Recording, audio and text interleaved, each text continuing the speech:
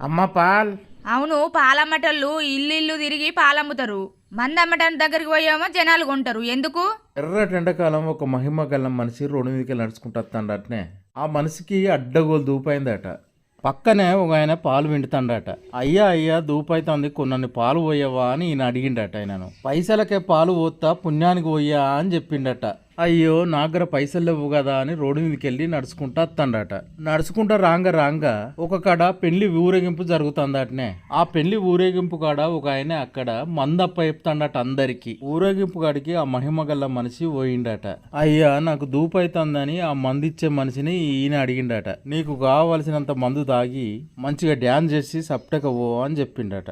ఆ మహిమగల మనిషి బాగా సంతోషించి ఆ మందును మందిచ్చటాన్ని దీవించిండట. నువ్వెక్కడుంటే అక్కడికి జనాలు వెతుక్కుంటూ వస్తారని దీవించిండట. ఈ పాలమ్మటనను చెప్పించిండట. నీ పాలు